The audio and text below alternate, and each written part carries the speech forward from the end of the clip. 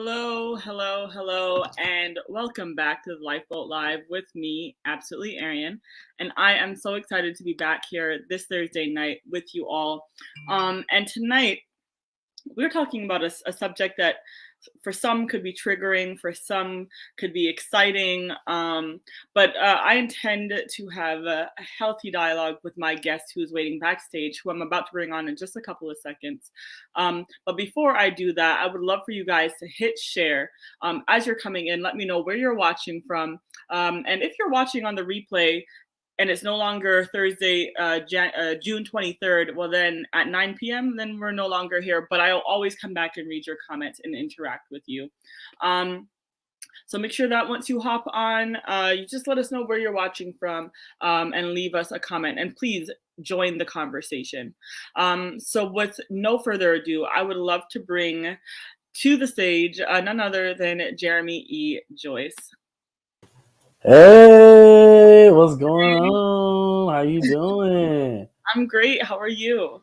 I am doing well. I'm excited to be on here and I cannot wait to have this conversation. Listen, I purposely didn't kind of go into any um major detail with you because I love when it's just raw and organic conversation. Um and so yeah, I'm excited to have you here tonight. I saw the one of the reasons why I invited you is because I just love your positivity. I love your content. I just love how you just have this black boy joy, or so Thank it you. seems anyhow from what I can see. Mhm. Um, and so I think that one of the contributors to having you here also was just seeing some of your content and seeing some of your t-shirts and of course your platform, Black People Eats, which is fantastic because I love to eat. I love a good restaurant, Hey, soul food. Um, and so I love to see what you do. I love just how much love you have for the community. And so, with that said, I won't say any more. Mhm. I would love for you to introduce yourself and tell us a little bit about who you are and what you do. Oh, well, thank you. I appreciate it. Thank you for having me. So, what's up, everybody who's watching? My name is Jeremy Joyce. I'm the founder of Black People Eats.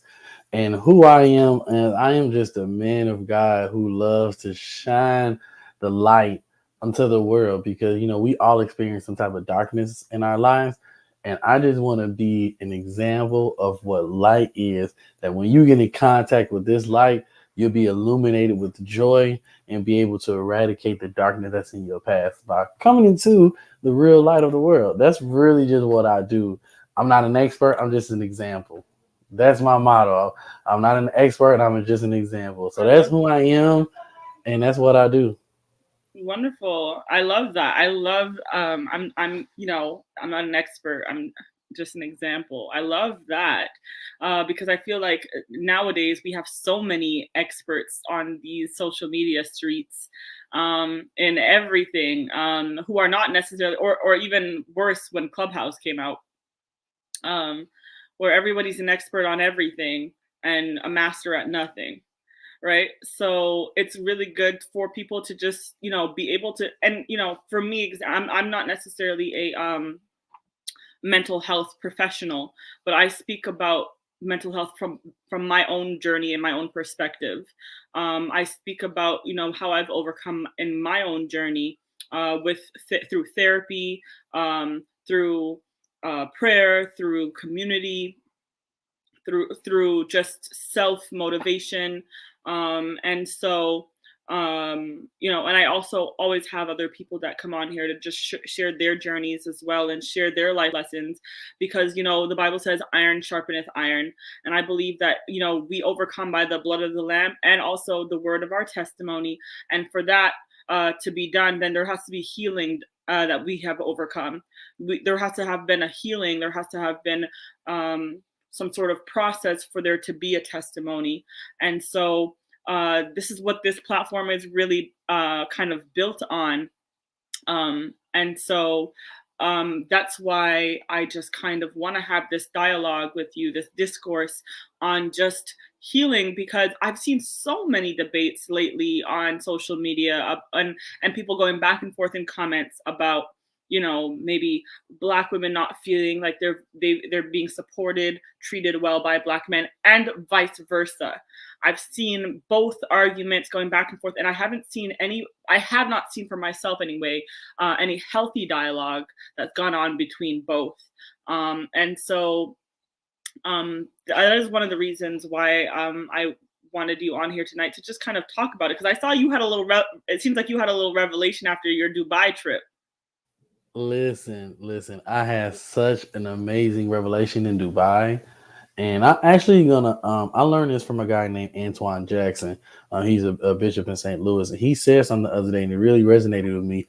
He said a lot of these people that's talking about the relationships, there's no objectivity to it. It's Hmm. all subjective. And I think that because I'm working on building something to help men, and I was talking to a friend named Lena, and Lena told me, she said, "You can be the expert, but be the example."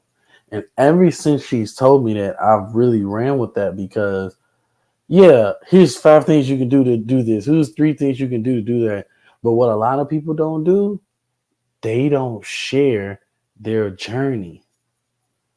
They're not vulnerable with what they did, who they were, who they are. So now it comes off as an elitist information. Hmm. I'm here, you're there, and I want to get you here. So you must listen to me. Right. And that's what, like, Dubai really woke me up, because one of the things I learned in Dubai was they value family.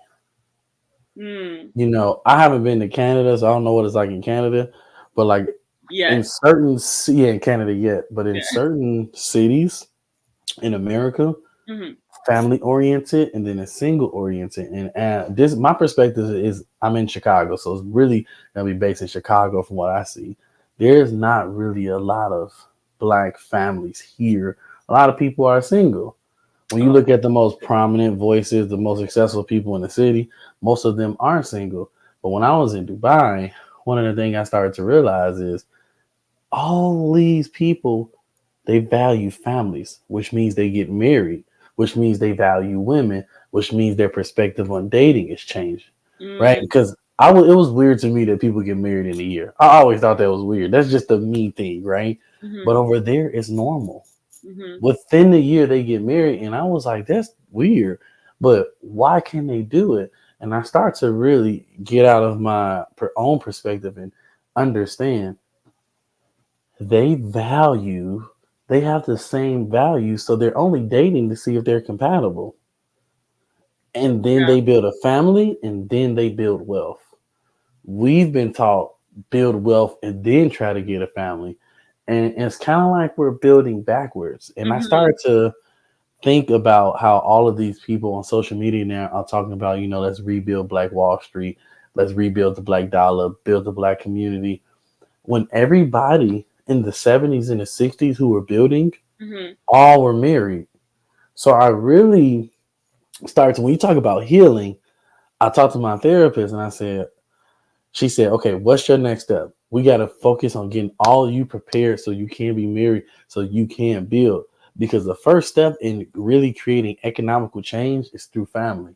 The foundation of wealth is family. And what I realized is we have a conditioning of not wanting to build true family. And that's the reason why we're behind.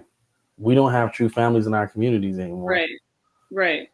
And really and truly, like, if we go back even into not just African American history, but like, Hmm. I'm Canadian, but my family comes from the Caribbean. Hmm.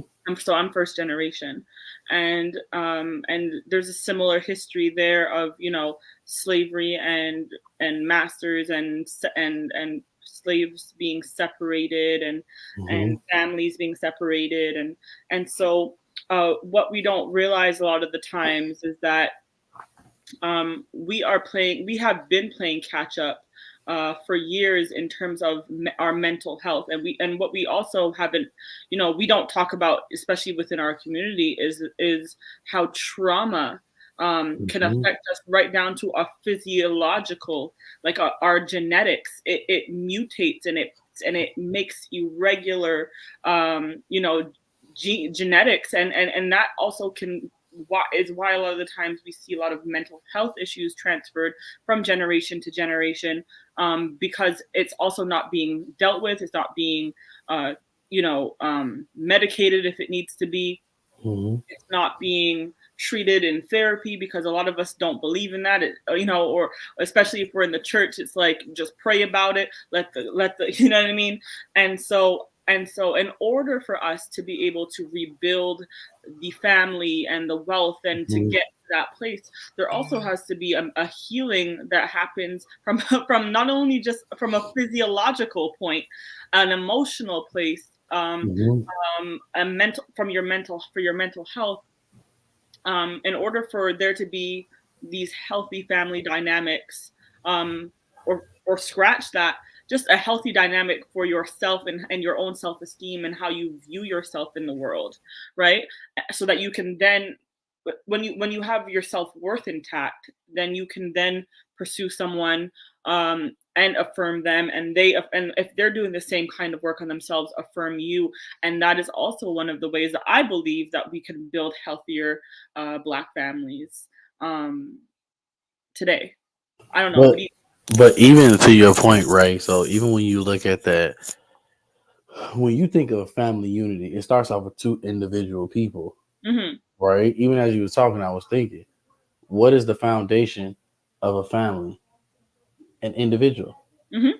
right? So I need to focus on my individual singleness before I even start to really consider dating and even dating to marry. Like Hmm. one of the things that I even work on now, no matter how educated you are, intelligent you are, you still must look at the concept of singleness, which is wholeness. Because if we don't understand the concept of singleness, Hmm. like I realize singleness is not something we give up the moment we get married. Hmm. Singleness is something we remain in. It's like a pursuit to wholeness, Hmm. which we understand. We That's a constant pursuit. That's not a destination. It's a journey. Hmm. And one of the things that I had to realize, operating in singleness, is if we don't know how to truly be single, every relationship will be looked at in the lens of traumatic experiences. Like you said, trauma develops glasses on how we see the world.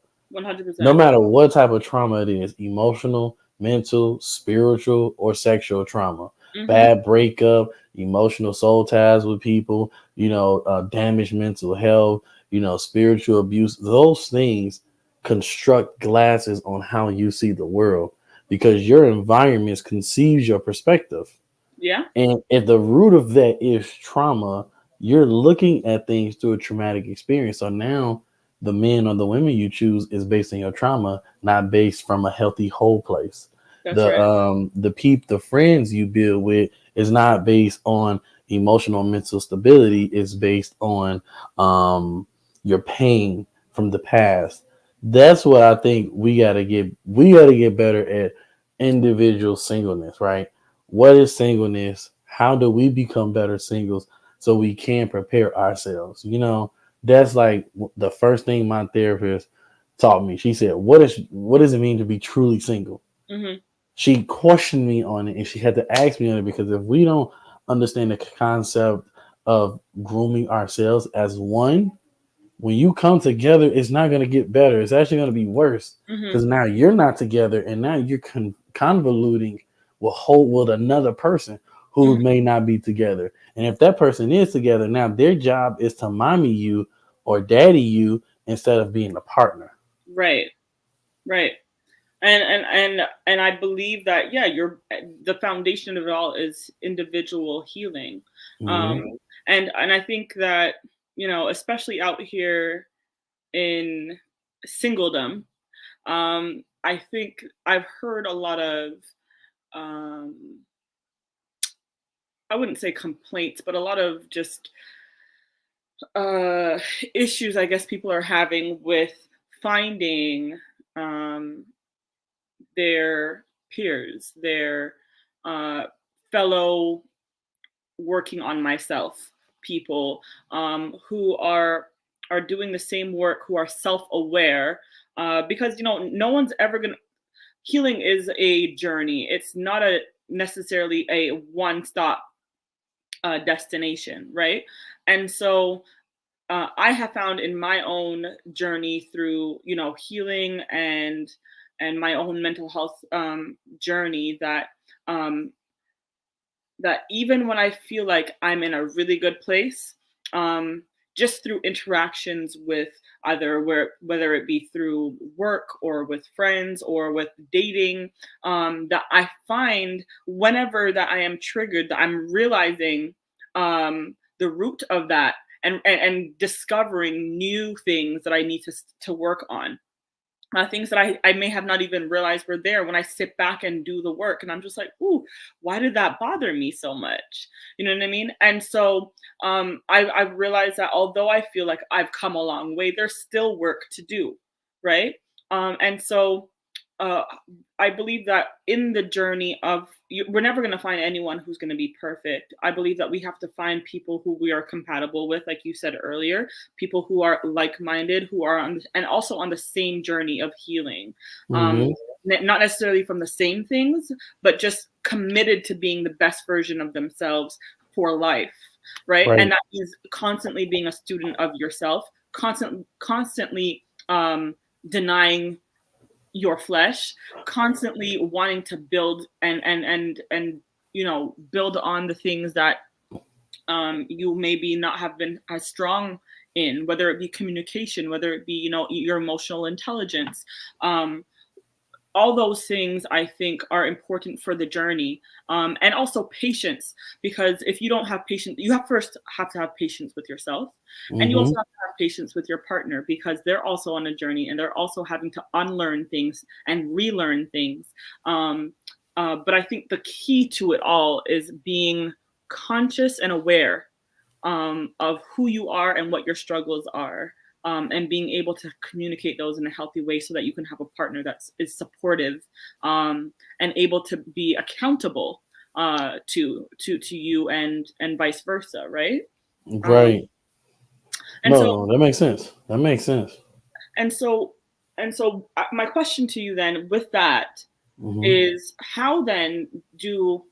um, how do with culture, with pop culture and the music and all that stuff that is influencing a lot of our generation and how Black men and Black women relate to one another, how then do we make healthy popular? What do you think? We must submerge our spirits, our spirit, emotions, and mental in a pool of kingdom culture. I think that we must understand that the kingdom is what gives us wholeness. The kingdom is really the rubric and the blueprint we should be following. Mm-hmm. But because we don't have good examples or not enough examples of the kingdom, we only see success as in pop culture. So that's what we Wow. pursue or follow, right? Like, how many men or women of God you honestly hear talk about being vulnerable? How many men of God, like, honestly, men or women of God that literally open up their faults? How many men or women of God that you see, operate in Proverbs that says, "He who confess his sins versus he who conceals his sins." So I'm Mm-hmm. gonna pull this. I'm gonna pull up the scripture because I don't want to misquote it. Because I don't want to misquote the Bible. It's Proverbs 28:13. Mm-hmm. I read this scripture, and it really blessed me. It says, "He that covereth his sins shall not prosper, but whoso confesseth and forsake them shall have mercy." So then when I say he that covers his sins shall not prosper, I said, whoa, he that covers his sins, which means there are some people who would conceal what they do. They want to appear perfect. And even if you look at Job said in one of his chapters, he said, "For I did not conceal my sins as man." He was Mhm. talking about Adam. If Mhm. you go to Adam, Genesis 3, the first thing Adam did when God came about a cloud is he hid himself. Mhm. Instead of confessing his sin, he covered it up. Mhm. So he concealed, then he blamed it on somebody else. He did not take responsibility or accountability. He concealed and shifted the blame. Mhm. And if we don't know, if we don't learn how to confess our faults and be vulnerable, Mhm. we too busy trying to be the experts and we're not the examples. And that's why we're not drawing people. You know, you have people that's outside of the kingdom that will talk about, yeah, I did this, yeah, I did this. And then you will have just regular men of God, whether they're pastors or not, appear perfect. You know, Yeah. 48 Laws of Power teaches us never appear too perfect. It Mhm. does the opposite of what you think it does. And the moment you operate in a human nature, you have now been kicked off a ladder, and now people it's hard for you to be human Yeah. because you set up this perfect ladder to make you appear perfect. We must confess our faults and be vulnerable and be truthful.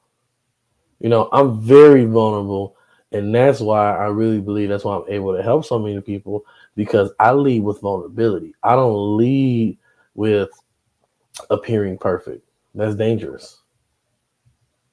100%. It's and I think that the more that you paint a picture of perfection, the higher of a pedestal that you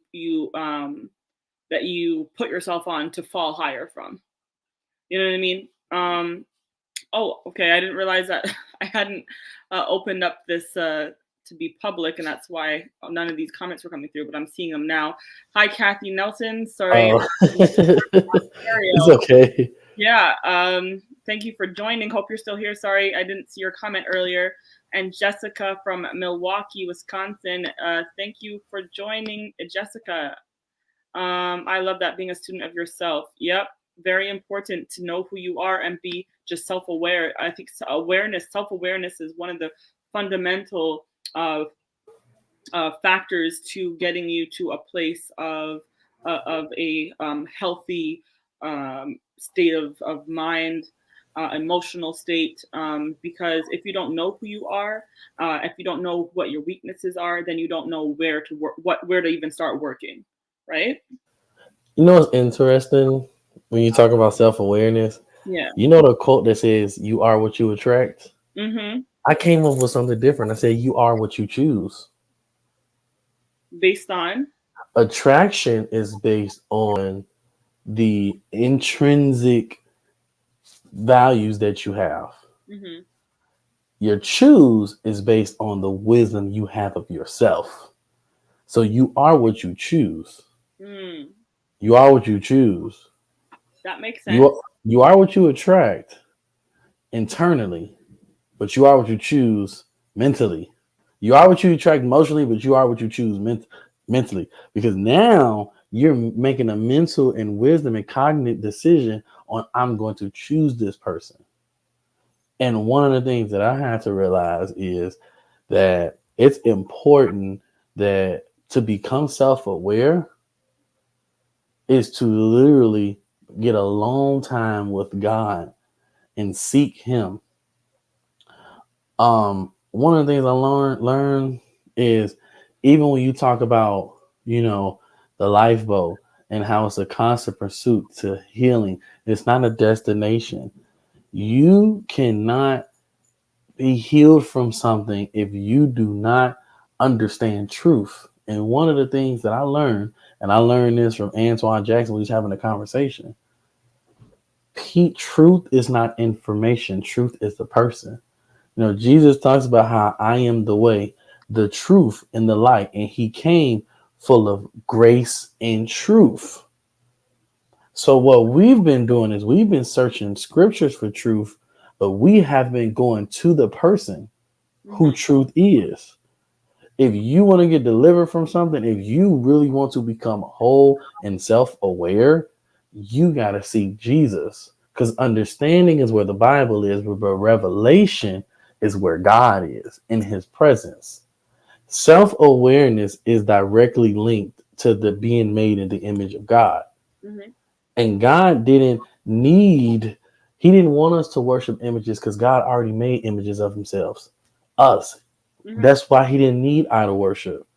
No, to be made in the image of God is has been the most um thing that, God, that was been very cunning at putting things in the atmosphere to allow us to not understand our image. Mm-hmm. Because if I don't know who I am as a man, I'm not going to have a vision. I'm not going to have a purpose, which means if I do get married, I can't leave my family. Mm-hmm. If I don't have a vision or a purpose, you're getting in the car with somebody who has no idea or set of directions to where they're going. Mm-hmm. And that's when I realized, like, your awareness is linked to your image. And the Mm. devil has been very cunning at convoluting what it means to be made in the image of God, which is what he did with Adam and Eve. He said, "You will surely not die." He made them look at themselves in a different image. He had to get them to see themselves in a different image so that they can choose right and wrong. Mm-hmm. But God already gave us our image, our spiritual nature, and our moral character, our likeness, which is authority and power. And with those four characteristics succinct, which equals to being made in the image of God and being made in the likeness of God, we have authority, we have dominionship.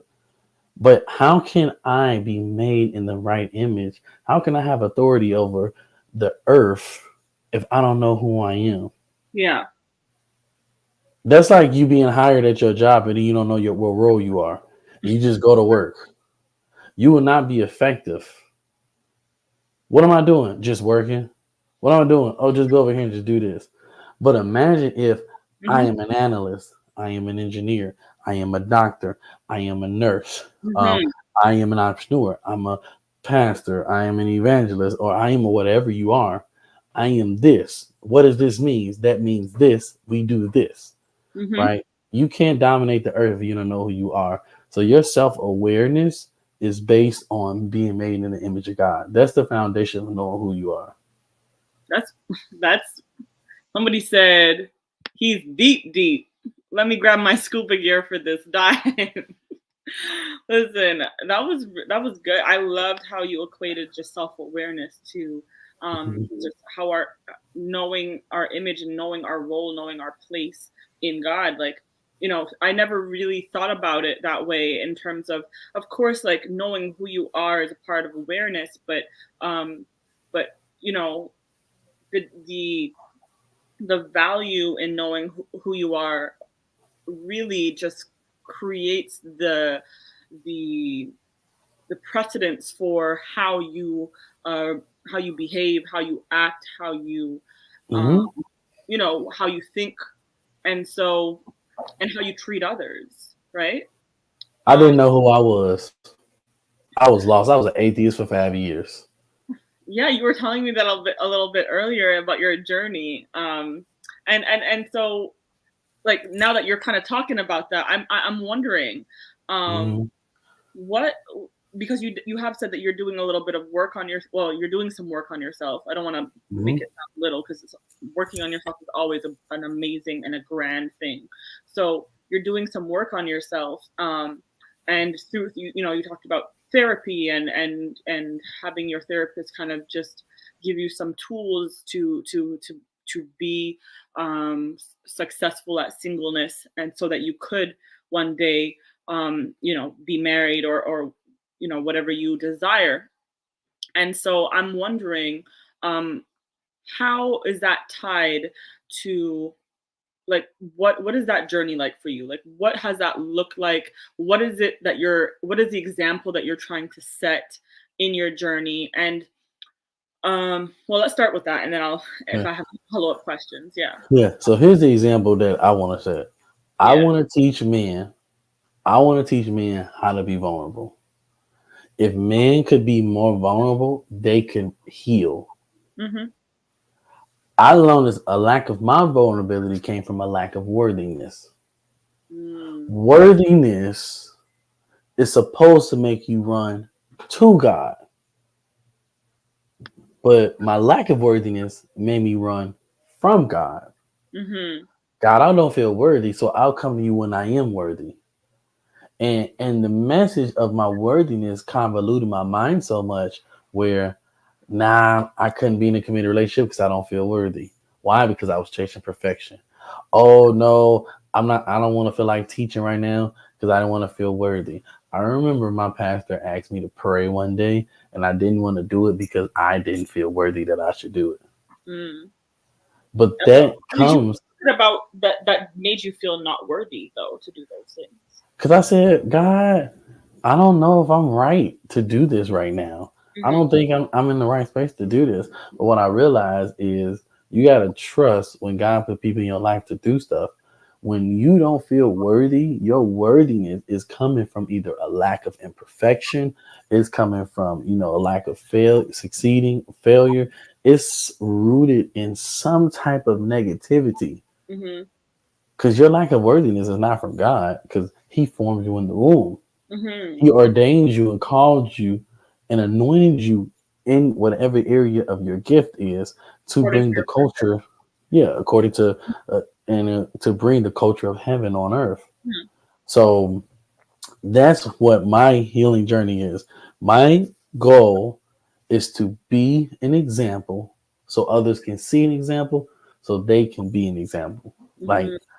I'm literally looking at my journey as if I can be this one man that people can see that's vulnerable, other men will follow. Mhm. Because you're right, we don't have a lot of vulnerable men out there. We don't have men who talking about, you know, my decision making was made out of pride and not out of God told me to do this. My Mhm. decision making was made out of somebody who hurt me. So yes, I did this person like this. Like I want to be the example, so other men can learn how to be an example, so Mhm. they can be men in today's world. I think because a lot of women go through a lot of things. I have a lot of friends. I have a lot of play sisters, and some of the things that these men go do Did you is say because play sisters? yeah, like I got like sisters. They like real. They're not my blood sisters. They're like play sisters. Okay. I've never heard that term before. That's why it was like play. Yeah, it's like you like my sister, but you're not. We not related, but it's like you're real life like a sister. Like Gotcha. and I learn a lot, and I be around them, and I learn, and I understand that a lot of men, instead of confronting an issue, which Mhm. is vulnerability, they run away. Instead of being honest that this is why we're breaking up, they make an excuse. Instead of saying this bothered me or I didn't like the way you talked to me, they display anger or they display emotional, mental, or verbal abuse. Mhm. When all these things can be done through healthy communication. Right. So I really realized that I just want to be the example of what it means to be vulnerable, not the expert, but the example so other men can see what it means to be the example so they can put themselves through the necessary work so they can be healed and Mhm. have better relationships with their friends, their families, with their loved ones, and with the partner if they desire it. Yeah. I love that. I love um what you're doing and what you're setting yourself up for is a journey. And it sounds similar to the lifeboat, because I'll tell you what, when I started the lifeboat, I had been a couple of years into just kind of realizing that I had suppressed a lot of um, trauma that I didn't even realize was affecting the way that I interacted with um, my friends, my family, uh, my church, my you know what I mean, just my relationships. I was so unconsciously incompetent at dealing with uh, my my feelings and communicating them because I had just buried everything, right? And so I had a breakthrough moment when I had just been spiraling with anxiety. I had so much anxiety. I was struggling with depression. And I found myself kind of acting out like more and more so out of character. And I remember my pastor had said to me, like, Arian, like, what's going on with you? Like, you don't seem like yourself anymore. Like, for a long time, I haven't seen you um, be you.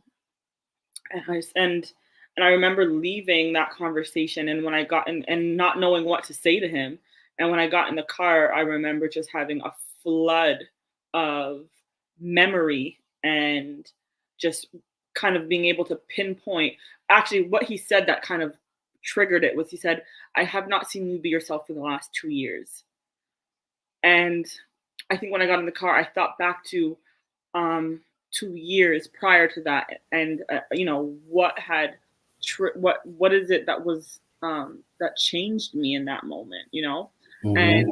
and it brought forward a traumatic experience that I hadn't realized I hadn't even dealt with, I hadn't acknowledged, I had just buried, and so I had to deal with it in that moment. And I called him right back, and I spoke with him. I told him, and since that day, I've basically been in therapy.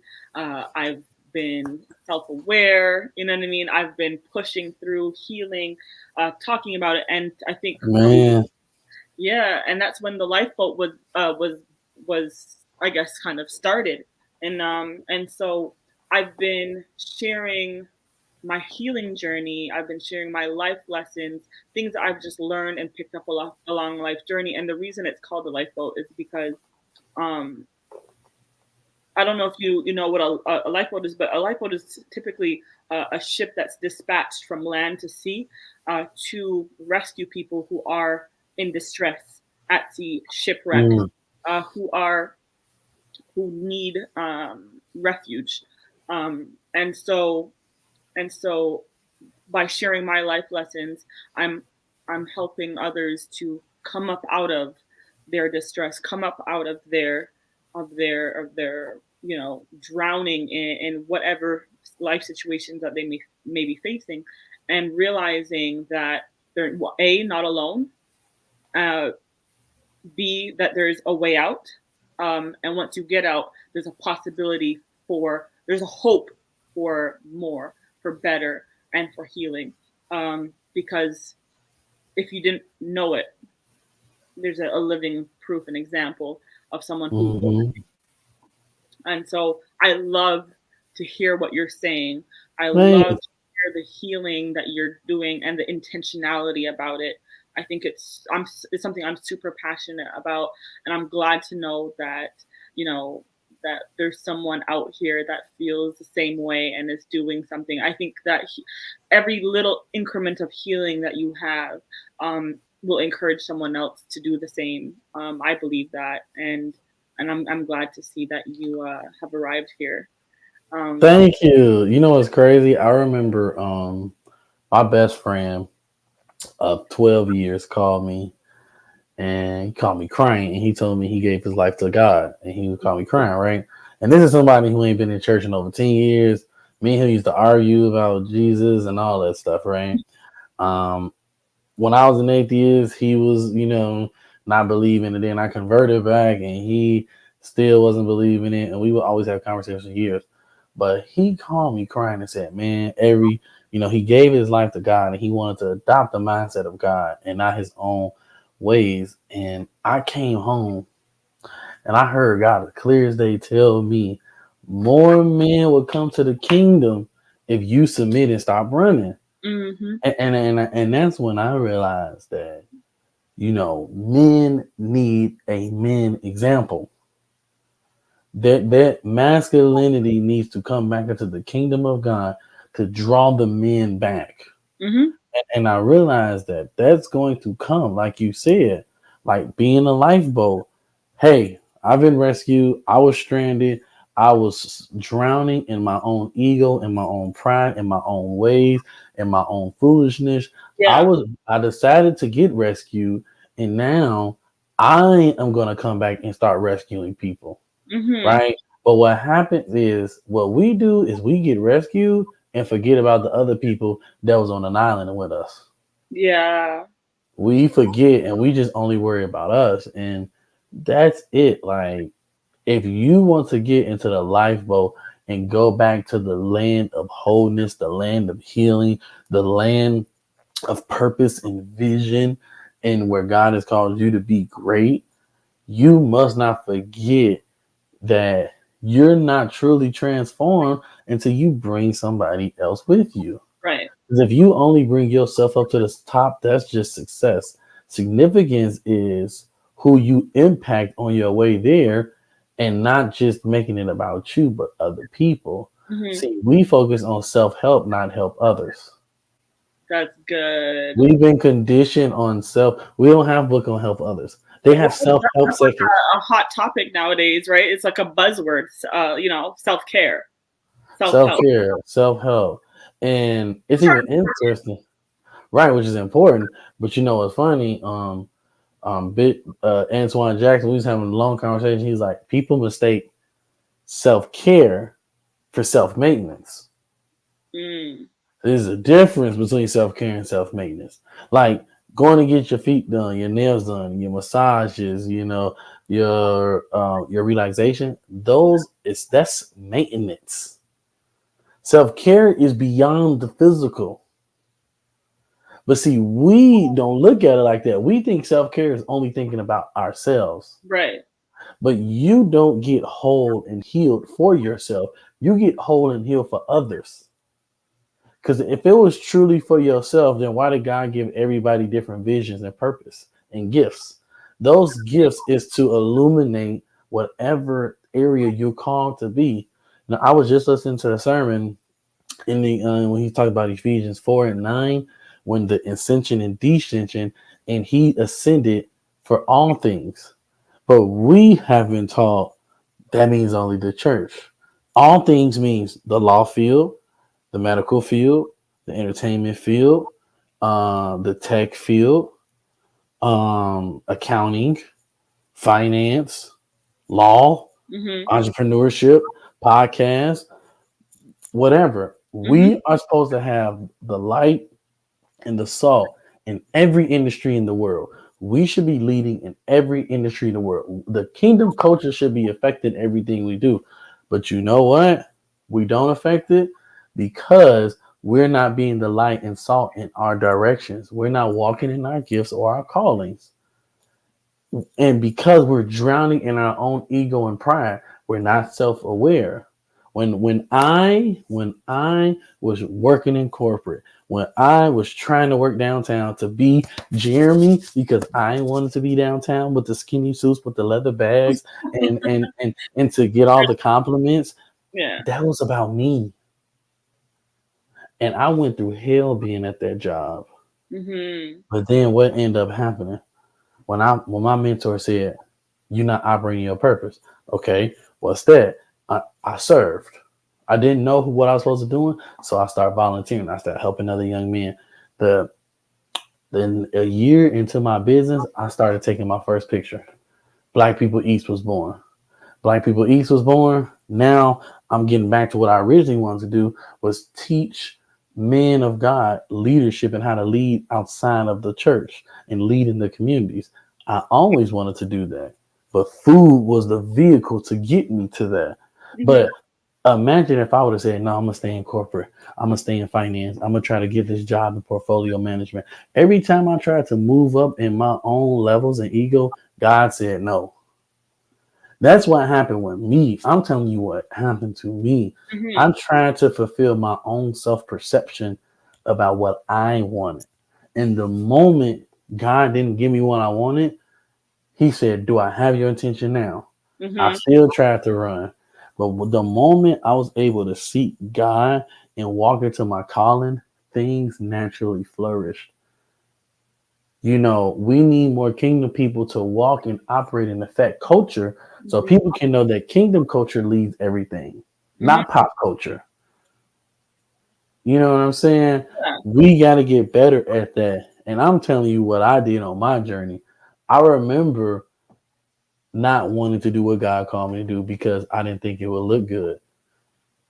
I wanted to still have fun. I did not want to give up my lifestyle to do what God told me to do. I called my mentor and I said, Mr. Thomas, I don't want to teach. I don't want to teach. I Mhm. want to have fun right now. I'm not ready to give up girls. I'm not ready to give up being able to go out all day. I'm not ready to give up having fun. Mhm. And my mentor said to me, so you okay with walking in willingly disobedience? And that's because we have been conditioned that this illusion, we are walking in an illusion when you don't want to be who God has called you to be. Yeah. And you said something that was interesting just now, where you said that self-care and self-care is not just for us, it's for others. And I wanted to kind of, and it kind of brought something kind of full circle for me, because I feel like self-care is like, it's cyclical, right? Because you have to take care of yourself, and not just the maintenance part, right? Not just the nails and the whatever. Physically, that's great. Mentally, all that stuff, emotionally, spiritually, um is really a lot of a great part of self-care. And if you are not filled up, then you cannot pour out, right? And so you have to be able to pour out from a place of overflow. You have to be able, and you can't do that unless you have self-care. So therefore it's kind of like it's a cycle, right? Of, I can't pour out unless I have, and I don't have unless I take care of me. And so with you kind of making that point, I guess I want to kind of like draw it home now and say, how then do you think, like, why do you think it's important, and how then do, let's say, Black men in our communities affirm Black women? Why is it important, and then how do we do that, and vice versa? you know why is it important for Black women to affirm Black men, and how do we do that in a healthy way? How are we pouring out from healthy places, from the overflow, to use our callings, use our, all those things that you just mentioned, to build, kind of bringing us back full circle, to build our families, to bring that together, and to be able to build one another up. How do we affirm each other? How do we love on each other? How do we support one another emotionally through Hmm. the journeys that we are taking with all that? So Um, here's my answer. My answer is based on, when it comes to relationships, you can do it two ways: mhm, God's way or your way. mhm, God's way or your way. It's simple. God's way or your way. When I look at God's way, men are supposed to be providers, protectors, cultivators to the community. It doesn't matter, not because she's your wife, mhm, not because you like her. That is a man's duty to protect, provide, and cultivate the community. mhm, Everybody he comes in contact with, right? Men must affirm women because we need to make sure that our women feel safe, feel heard, feel protected, feel cultivated. That's what we're supposed to do. If I see you out and a man is talking to you crazy, a mm, man should step in the gap and say something. We shouldn't walk by and say, okay, well, if this girl get beat up, then that's on her. Maybe she pissed him off, so she deserves. You don't say those things. You mhm, got to stand in the gap. mhm, Because if men did not stand in the gap, abuse, it will be inevitable. We need men to stand in the gap. That's why it's important that men first women. Not because you are trying to talk to them, because it is a man's duty to yeah, protect men, women in the community, like, period. Like, that's the thing. Nothing should be happening to the women. We should be protecting them. But mhm, what we say now is, okay, well, she talked to him crazy. Okay, she had an attitude. Okay, she got on his nerves. So that's what she get. We should not be in an environment where abuse is, where the principle of abuse is conducive. Mm. You know what I'm saying? Like our environments invite those things. You about to say something? Go ahead. No, I was just gonna say that I think a lot of the times, not only just being standing in the gap when you see something, saying something, and standing in the gap, but also like being accountable, or calling out our homeboys, our cousins, our, uncles, when we see that, because a lot of the times we let a lot of the things in our own house kind of go by, and we don't call some, a lot of the times I find we're even more comfortable calling out a stranger than we are the mess going on in our own families. Like, we know uncle so and so, is constantly beating on his wife. We know cousin so and so is constantly, verbally, emotionally abusive to this, and to his partner or his sisters or whatever it is. Like, we know what's going on within our own houses, and a lot of the times, like, it's almost like a pound it when we see our homeboys about to, like, play around and cheat, or just be disrespectful to his lady, and like we cover it up, as opposed to talking to our, not even saying that you need to go and expose him, but like talking and not making that cool anymore. You know what I mean? Not like, oh yeah, you're so cool because you got all the girls, you got, and that's the homie. You know what I mean? But like, when men actually call out that crap and say that's not cool, like you But think, but yeah, that's what's happening. Sorry to cut you off, but that's what's happening. yeah, I was talking to someone and they were cheating, and I told them I don't condone divorce, but if you're gonna keep cheating, you need to leave her. hmm, You need to stop, because why are you still cheating? I said if she gave you everything what you want, you still cheat. The cheating is not her problem; it's a you problem. hmm, You're greedy. That's why you cheat. You're unfulfillable. You have a bottomless stomach. right, never satisfied. Men never satisfy. And to your point, you know, men want to be men until they want to be held accountable. Mm, It's I find it very interesting when I look at the Bible and I look at Adam. When sin came into mankind, the first thing Adam did was not take responsibility. Because if you really want to be technical, God spoke to Adam about not to eat. He never spoke to Eve. That hmm, means Adam told Eve, based on what we know according to scripture. hmm, Adam told Eve. So what does that mean? He knew I shouldn't do this. And he even had to repeat what God told him, hmm, which means he understood that this was wrong. Sin did not creep in until he ate, not hmm, her. And instead of him saying, I take accountability, he said, it was the woman you gave me. And if hmm, when I look at, even as a man, when I used to do it, I never looked at myself. I always blamed the woman. hmm, Always. When I was immature, I always shifted the blame on women. But hmm, in my honest thoughts, if men were men, women wouldn't behave the way they behave. If black men were true men of God, women would behave different. The reason women are apprehensive in relationship is because the way previous men have treated them. The reason men don't protect, provide, and cultivate our women, and we sleep with them and we treat them like crap, and we only make them glorified girlfriends and never wives, is because we don't value them, because we don't know what it means to date. We don't know what it means to keep ourselves. We don't know what it means to be disciplined. We don't know what it means to be commitment. I told my mentor the other day, you, I see why now, why people who are married, that stay married, that do not cheat, have the highest form, to me, in my opinion, the highest form of discipline and commitment. hmm, Because you're literally being committed to managing another personality every day, conflict resolution, right?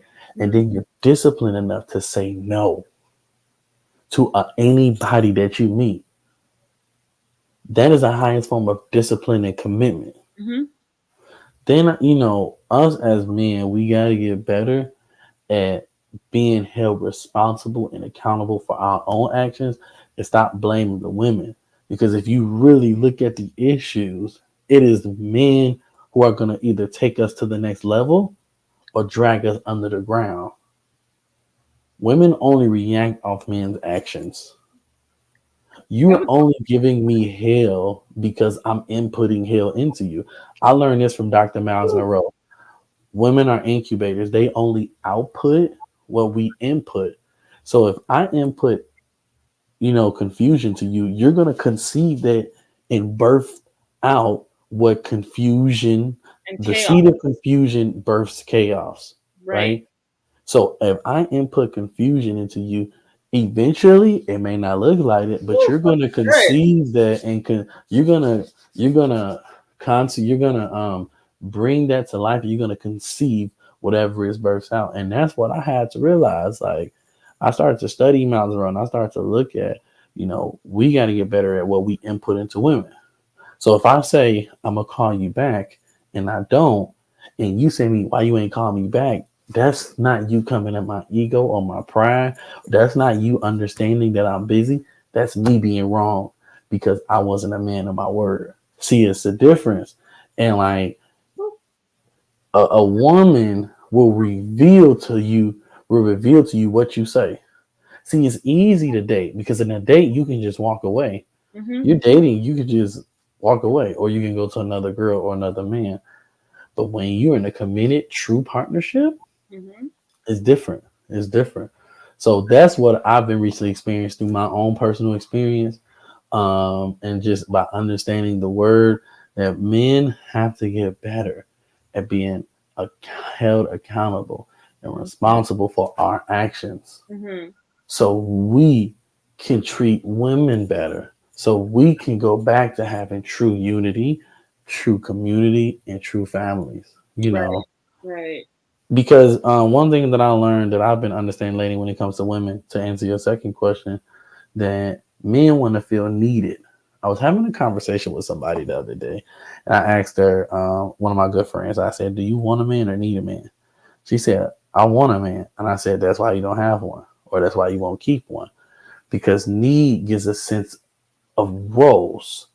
A role gives me a sense of responsibility. If I don't have a role, I have no purpose. Mm. I never What thought do you about it that way. what do you need me for? God needed Adam. Adam was needed in the garden. Why? To protect it, to provide it, to cultivate it, to dress it. Adam was created in need to manage the garden. Mm-hmm.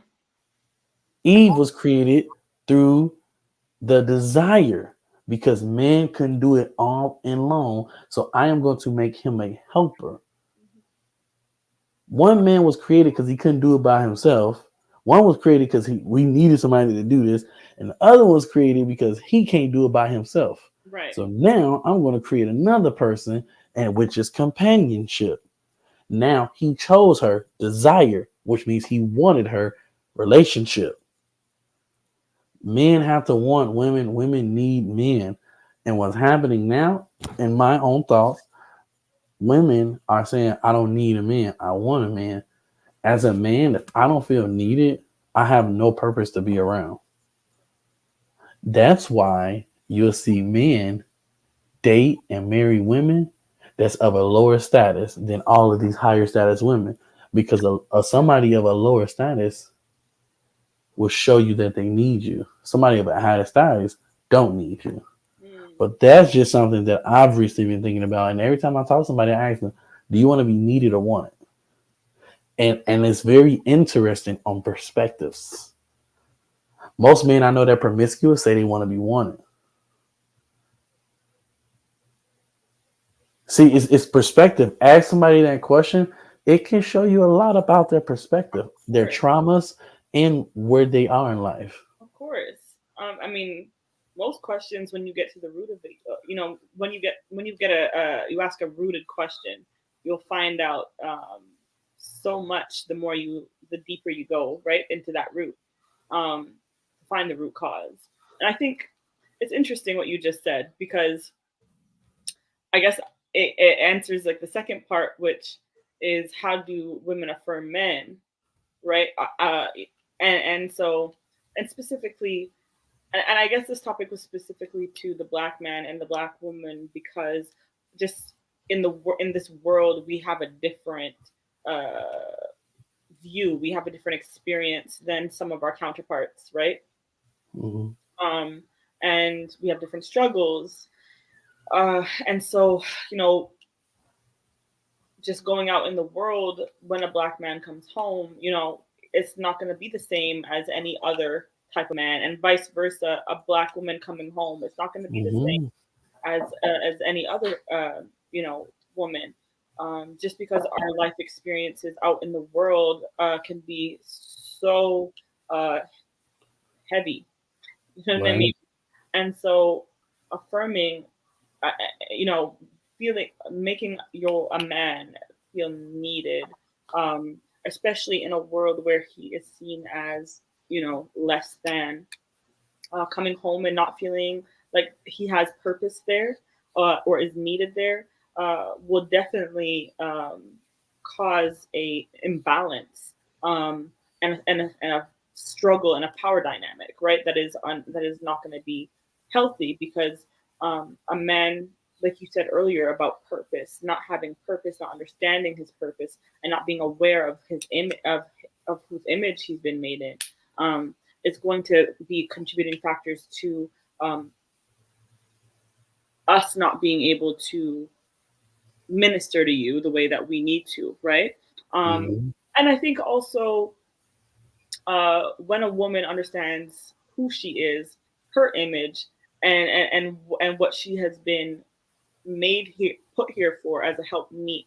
If you're not able to realize and take that role, no matter how successful you are, how a boss you are, and there's nothing wrong with that. And I think I want to make sure that I know, I don't think you think that there's a problem with that either, based off of, I Or mean, which one? Or which one? Problem with what? with women being out there working and being bosses in their respective fields. I'm gonna tell you what. It's funny. I had this conversation with somebody the other day about help me, and I told my friend a help me is not a wife. Hmm. Because she was like, God created me to be help me. Jeremy, I want to get married and it's hard. I said, why do you feel that way? Because he created me to be a wife. I said, where does it say that? It says created me to be a help me. I said, a help me is not a wife. Because if you really study what that word is, that is not a wife. Hmm. But it's Adam, not a part of it. well, It's not the. It's not the. It's not the encompassing definition of a wife. But is it right. not a part of who It is she? a functionality. Because here's the Right. thing. Right. So, because this is what I was trying to teach her. And this is where I think that a lot of teachings have gone wrong. The church has conditioned women that Hmm. you all were created to be wives. So women now feel unfulfilled if they're not married. Right. We have put in the body that marriage is here, singleness is here.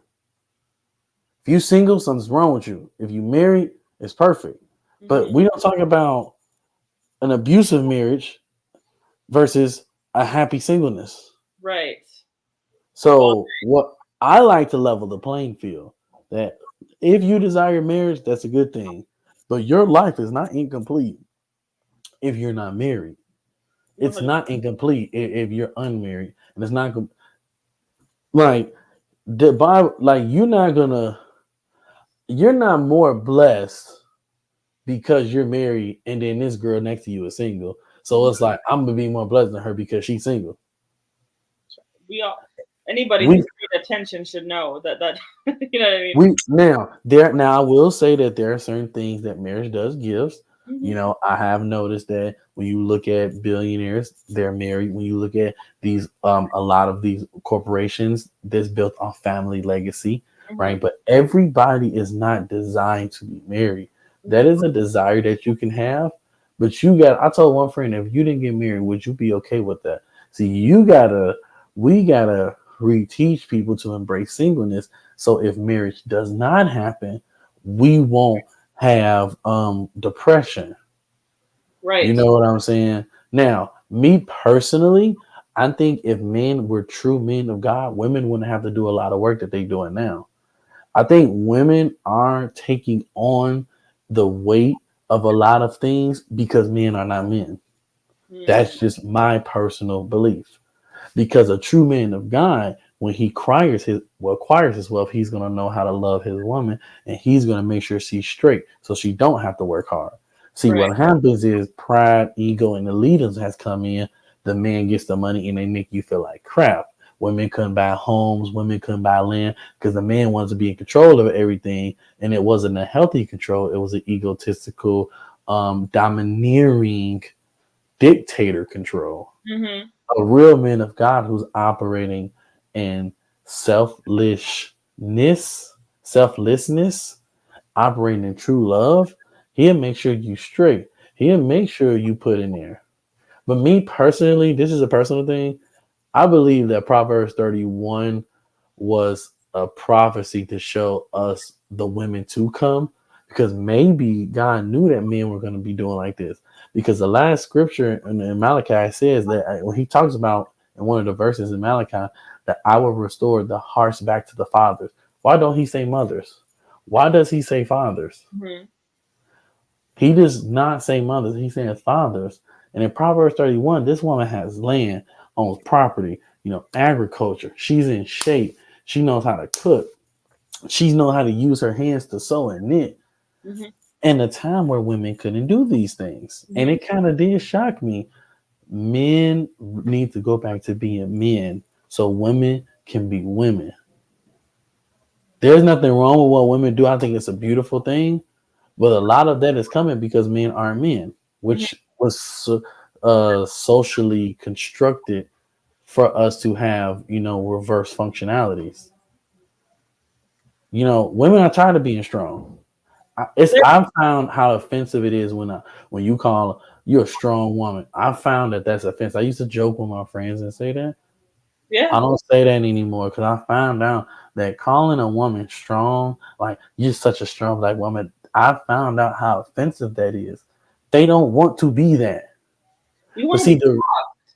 We want yeah, to but be gentle. We want to be in our femininity. We want to rest in our femininity, mhm, especially as Black women. You know what I mean? Because the strong Black woman has been like lauded and celebrated for being a single woman raising children on her own, having to go work 10,000 jobs to provide for her family, to look after this, do that, and that's not what we've been called to do. That's not what we and we somehow bought into the idea that that's somehow noble and wonderful. And I'm saying to myself, those are survival. That's just survival tactics because the men who were supposed to be men were not men mm, in our lives, right? But most women, if you really look at it, the root of it, we want to be soft. We want to be what we were created to be. And when people say the weaker vessel, not the weaker, the more fragile, with the more gentle, the more precious, the more like a precious vase that you don't want to handle roughly. You want to handle it with care. And I think if women really sat back and thought about it, that's where we really want to be. But we've had to survive. oh, but you know what? Another thing too, we see a weaker vessel as something that's weak, and Right. that's why I believe. I said, God, when I create this organization for men, I want to teach men healthy masculinity that promotes femininity. Mm-hmm. Right now, it's masculinity is here, femininity is here. Men are here, women are here, right? And I was like, God, any type of biases or prejudice that I may have towards being what it means to be masculine, what it means to be feminine, remove it so I can properly teach men so we can uplift our women, right? Women have a natural role. I was watching a video from Miles Monroe, and he was talking about women are naturally incubators. You all were created naturally as helpers. Mm-hmm. Every woman has a natural gift to make things about you better. So if I'm doing something and God said it's not good for Jeremy to be alone, I'm gonna make him a helper.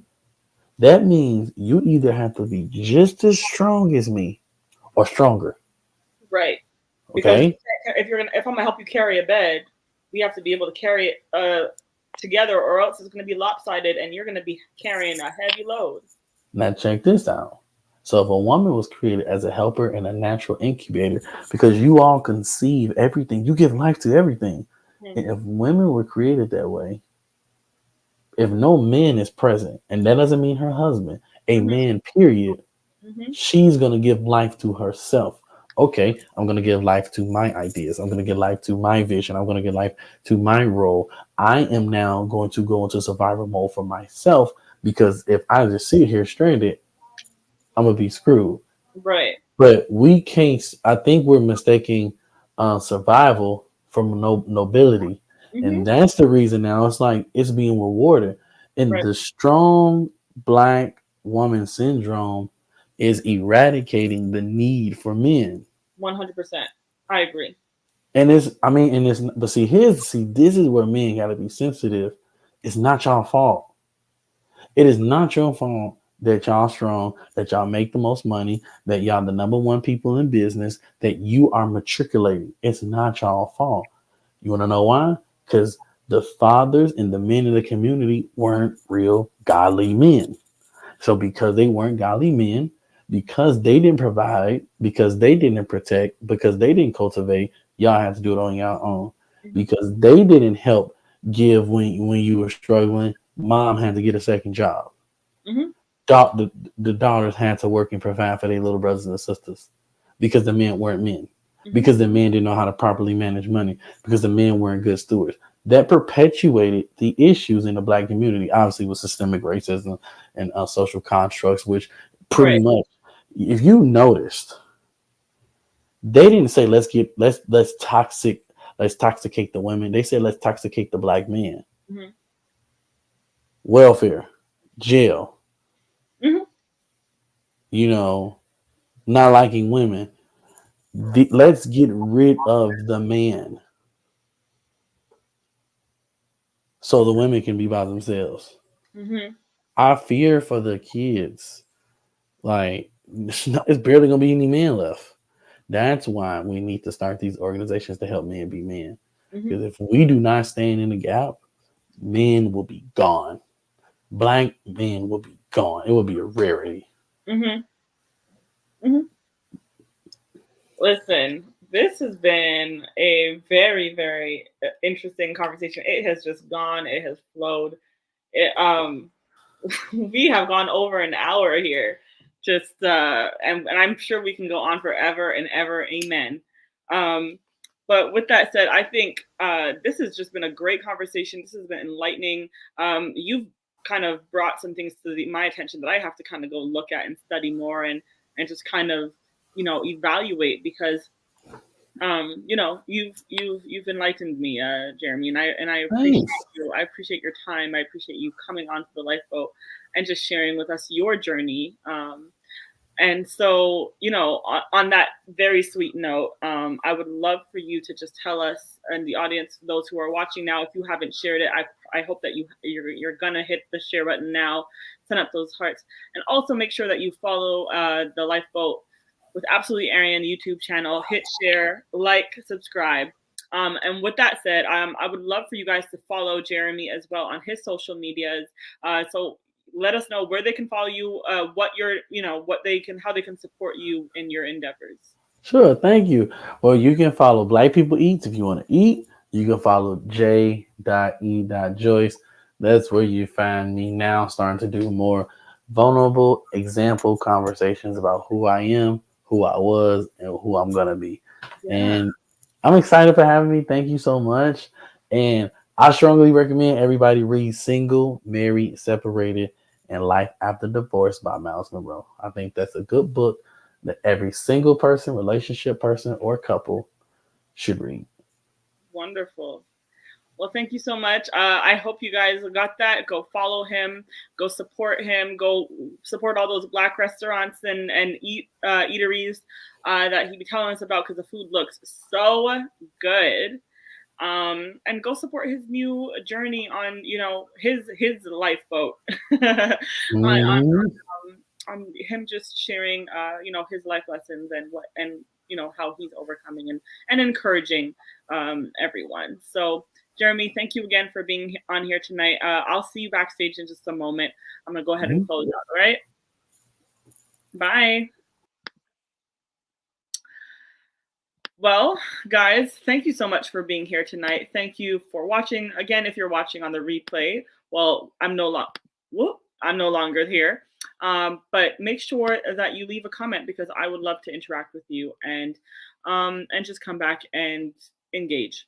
So we are here every Thursday night at 9 p.m. Eastern Time on the Lifeboat Live, sharing new life lessons that I have learned or my guests have learned along life's journey. Um, we are committed to growing as a community and gleaning from one another so that we can make better decisions and have better lifestyles. So, thank you so much again. Make sure you hit share, make sure you hit like, make sure you subscribe, and I will see you again next week. But until then, sail on.